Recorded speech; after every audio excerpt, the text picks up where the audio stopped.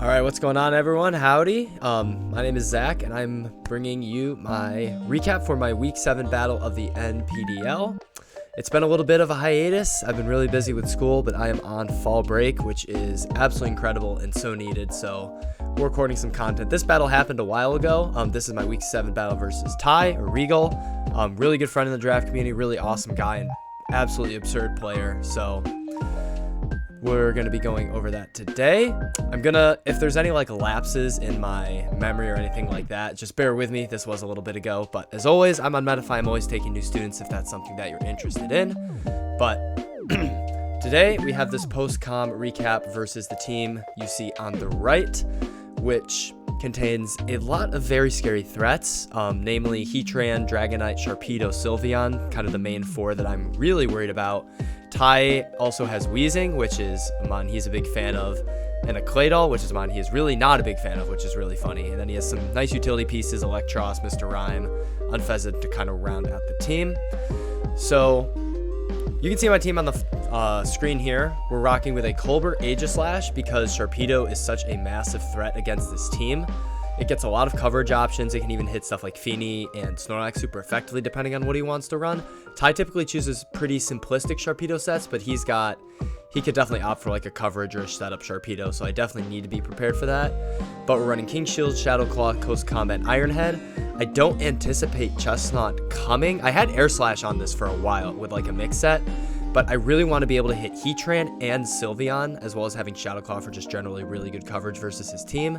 And then we have King Shield to try to bait attacks from Sharpedo, Dragonite, Chestnut, Electros, stuff like that, lower their attack and deal them that way. Not being able to run leftovers is kind of unfortunate, but we really need that Colbert Berry versus Sharpedo. We have a Dual Dance Feeny, which is kind of a win con. I think this Pokemon can just straight out win. There are very few things on his team that can stop it once it gets set up. I have to get set up first though. So I have to figure out if he's a Poison Jab or a Poison Fang Sharpedo. A Taunt Tran could be a Taunt Magmastorm Heatran could be annoying. Stuff like Calm Mind Sylveon could probably beat me, as well as Clear Smog Weezing. But once I get set up, I think this Pokemon can straight up win because he doesn't have good fairy answers. Surf kind of hits Heatran and Weezing super hard, and we can just Drain and Kiss our health back. So this is going to be one of the mons that we're setting up to try to win the game, as well as Snorlax, because he also doesn't have any normal resists outside of Heatran. And he also doesn't have a fighting type. So he's got Close Combat on Sharpedo, he's got coverage on, D-Knight. Oh no, he has Chestnut, I'm sorry. I'm saying he doesn't really have a fighting type because I don't anticipate Chestnut coming. But we have Ice Punch for it anyways, and we have Earthquake for Heatran. Otherwise, we're just kind of using Body Slam to get those paralysis chances on stuff like Sharpedo, Heatran on switching, which can be super nice for Aegislash or Feeny coming in as well. But this is a really good Pokemon, as well as having kind of a bit of Spadef in there to maybe check stuff like Sylveon, Heatran a little bit more. But normal does really well versus team, so if I'm able to get this thing cursed up, he will have a very hard time breaking it. Go down to the latter half, we got Whimsicott, so we're just running a standard Subseed set. This is mostly to try to take advantage of Sharpedo, because this is really the thing that we have that kind of checks Sharpedo. Once he Mega Evolves, if he's still in normal with Speed Boost, then it can be a little problematic. But I want to force this thing to Mega Evolve early. This is also a bit of insurance, potentially, versus Dragonite, because I can Leech Seed and then try to stall other stuff out. Dual Wing beats a thing, obviously. But I really wanted to fit Encore on this. I just couldn't really justify it. But this is kind of the main Sharpedo Revenger. And then we have U-Turn for Momentum. Sub to try to take advantage of Sharpedo maybe going for a flip turn or stuff like that, getting up a Leech Seed and just using Sub to abuse that. And then Moonblast for Sharpedo, for Dragonite, Chestnut, all that stuff. We have Camerupt because we really need something for Sylveon. Sylveon is another really big threat for his team. Those top four, honestly, are just incredibly threatening versus us. But we're running Rocks, Dual Stab, and then Yawn. Yawn is there so that stuff like Sylveon and Dragonite, and I guess Heatran to an extent, can't really set up in front of us or just kind of sit there and be annoying. So this is kind of insurance versus that, so then I can get something else in if it's asleep or force him to switch out. I have to play around Misty Terrain, but I think I'll be able to do that. I think it's definitely worth running. There's not really another move I need, but the coverage on its own is really good. I really wanted Ancient Power for Dragonite, but I felt like Yawn was better insurance because sub setup really doesn't seem likely versus me. So that's what we're rocking with. A lot of Spadefficant for Sylveon and Heatran. And then we have Archeops, which is kind of just 3 attacks, Roost offensive with boots. We're just trying to get this in and kill things with Head Smash. I want to get Archeops in early if I can, because nothing on his team aside from Chestnut and defensive Claydol take 2 Head Smashes. Like, it will kill everything else. We have Air Slash for Chestnut, so it's not like he can switch into a Head Smash and then, like, not die, because Air Slash will kill that thing. And then we have Earthquake for Heatran, because I want to be able to hit that in a way that doesn't miss and doesn't make contact if I can help it. So Claydol's really the only thing that if he brings it that can deal with Archeops super well, and even then it's getting worn down. So that's kind of the thought process. We're going to have to be able to deal with those top 4 Pokemon. The others I'm not too concerned about, but Sylveon, Heatran, Dragonite, and Sharpedo are definitely the main concerns. But that's the team. We're going to go into the battle, so I can just switch my overlays really quick. So we see something very surprising on our screen. We see Unfezant over Heatran on Team Preview. So this is kind of good and bad. For one, it means that he didn't bring a normal resist. So stuff like Snorlax is going to be a lot better. We don't have to worry about Burn Body on Archeops. Whimsicott gets a little more free to kind of deal damage and kind of pivot around. However, it does also mean that we have to find a flying answer. Archeops will outspeed. Scarf is an option for the Unfezant, and we do have Aegislash. But flying as a whole, especially if he's like the Scope Lens, you know, Crit Machine type of set, it can be very problematic. But everything else is exactly what I said. Like I said, I didn't think Chestnut would come. The Sharpedo, Dragonite, and Sylveon are all there. I was potentially expecting Weezing over something like Claydol, but Claydol also makes a lot of sense. But so we have it on slow, so I'm just going to play it. I led with Whimsicott because I wanted to be able to not have to sack something to Sharpedo immediately, because I didn't want to necessarily have to risk something with Aegislash. Feeny was a little passive. I don't want to just lead with a win con. Same thing with Snorlax. And if you lead Sharpedo versus these mons, it's really big trouble. So I led with Whimsicott as he leads with Electros. So I didn't want to reveal like sub necessarily. I kind of wanted to scout his set. He's a standard bulky Electros. So I U-turn out into Snorlax as he goes for the Flamethrower, which is a perfect play. And here I decide, again, like I don't see Heatran. Nothing is really stopping me from cursing right now. So I click that curse as he crit Drain Punches me. Now this, right off the bat, this puts me in a really not fun spot. Right off the bat. So this puts me in range of, you know, some potential attacks from like Dragonite or like Sharpedo with close combat. It also means that Snorlax will likely not be sleeping, or not sleeping, sweeping. My only recovery is leftover, so I'm at 50, and we're going to have to try to deal with that from there. Anyways, we just have to deal with it. Turn 2, it's all good. We can still win the game. So we're at 56. I elect just to go for a Body Slam because there's no reason not to. He elects to go to Dragonite, so we break D-Knight's multi-scale, which is huge. So I'm like, great, this is fantastic. We should live every hit. We're cursed up, especially if he's defensive. And he goes for Superpower and kills me. So if that Drain Punch had not have crit, we would not have been in range of the Superpower, and D-Knight would be dead, which would be absolutely fantastic. Is what it is. We can go from here. But this is where I decide to kind of set up my Feeny, as I expected Electros to be his pivot, especially if he has Volt Switch. We can use that to proc the weakness policy. So we go for the Iron Defense. Just as I predicted, he goes for the Volt Switch, does pretty much nothing. We get that nice little weakness policy off, and he goes into Unfezant. I'm assuming to try to crit me. I did the calc. I lived any hit from here. He doesn't get the crit. I think the crit did like 70 max, but Draining Kiss doesn't kill him. So if he would have gotten like 2 crits, or if the first one would have crit, that probably would have killed Feeny, and I think we would have lost at that point. But we're able to get rid of Unfezant, and we have Tapu Fini sitting nice and pretty, all boosted up. And he goes Sylveon. So I have no reason to not stay in. I'm just going to try to boost. And he reveals he has Calm Mind as well. So this set can potentially 1v1 me. However, he has to have Wish and Protect, to my knowledge. As we're still doing a lot of shit. He's getting, you know, leftovers back. So I'm just trying to win this 1v1. I know in the back of my head, Aegislash to an extent can live a Hyper Voice, and once he's chipped down with Iron Head, I can revenge with Archeops. I could also do vice versa, revenge or hit him with Archeops, revenge with Aegislash. But I know he is very defensive. He has no, you know, special attack. So he goes for Wish, and I'm like, if he reveals Protect here, which he does, then I know his whole set. I just stayed in Click Surf on the off chance he didn't have Protect if he was Mystical Fire as his last move potentially. So I'm like, all right. At this point, I was running Calx, and I know that Aegislash always lives a +3 Hyper Voice. I think it does like 95 max. So in the back of my head, I'm keeping that in mind. So I go into Aegislash here. I'm predicting a Wish. As he does, I just want to get Aegislash in for free. I have no real reason not to click Iron Head. If he overpredicts, he dies, but he just protects. Ty's playing this really safe, as I expected. And at this point, I kind of have to trade 1v1 Aegislash for Sylveon.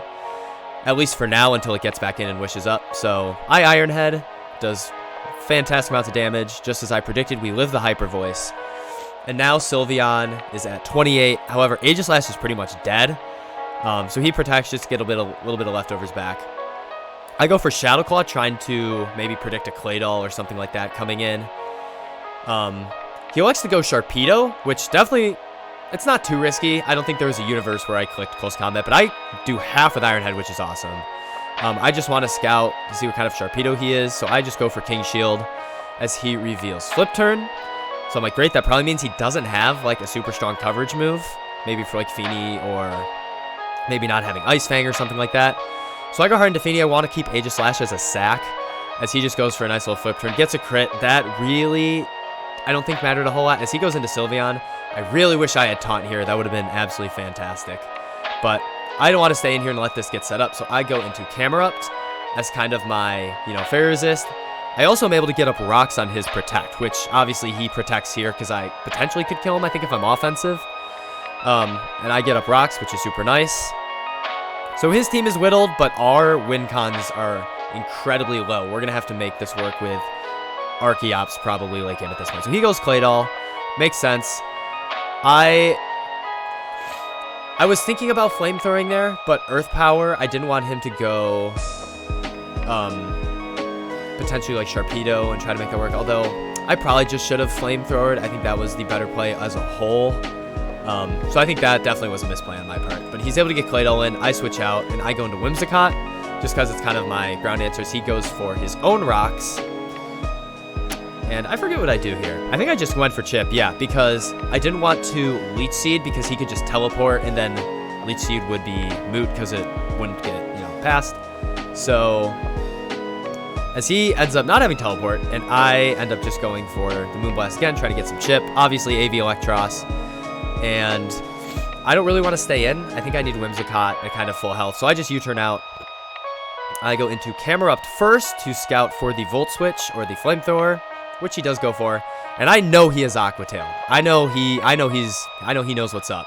So I go into Feeny, and I predict that wonderfully. So I'm able to sack Feeny, which I actually live, which is really funny. But I'm able to get one more hit off on Electros. So bring that thing down to 53. No reliable recovery outside of Drain Punch. So his team is getting whittled. However, mine is getting really, really whittled too. And his Sylveon is at full after that Wish. So I go into Camerupt. I need to stall this thing out of Misty Terrain so I can get Yawns off. There I elect to get up rocks because, honestly, I can eat hits for long enough to get that Yawn off. But I unfortunately have to sack Aegislash to his rocks. So now we have 3 Pokemon left, which I'm sitting in a pretty good spot. But we're able to go into Archeops because of the boots. We're at full health. And now he has to sack. So he goes Claydol. We hit. That does 43. I think he was pretty defensive as well. And I just click it again. And we are able to hit both, and Claydol goes down. So I'm like, great. Nothing outspeeds me. He has to go to Sharpedo, and only if he has Protect. So he goes Sylveon, and I'm like, this is best case. So I'm going to head smash that thing down. He goes for Wish. So this is a bit of a... This is where I've kind of transitioned into thinking about the end game. His Sharpedo is low. My Whimsicott still outspeeds if he is not speed boosted. Dragonite's multi-scale is broken. So at this point, I am, as unlikely as it ever is, I'm playing for a Whimsicott endgame. I need to keep this Sylveon low, because this is the one thing that beats my set, because it goes through Protect.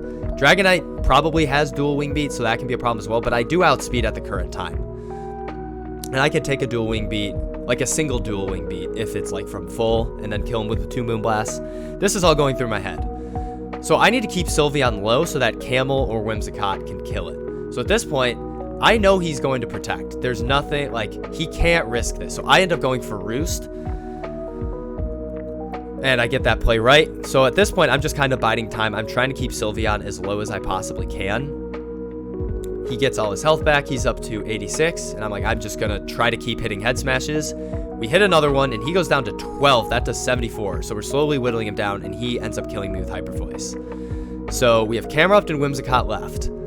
He gets back to 19% with his leftovers.